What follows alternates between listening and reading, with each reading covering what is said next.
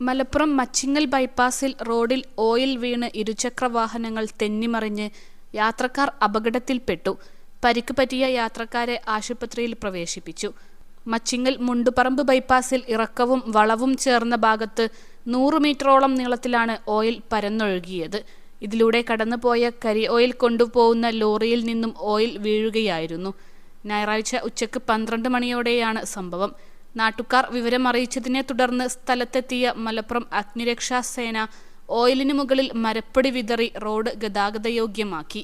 Senior fire officer K Muhammad കുട്ടിയുടെ നേതൃത്വത്തിൽ fire and rescue ഓഫീസർമാരായ KC Muhammad Faris, R Sreejith, fire and rescue officer driver M Fasalulla, home guard Ashok Kumar തുടങ്ങിയവർ രക്ഷാപ്രവർത്തനത്തിൽ പങ്കെടുത്തു.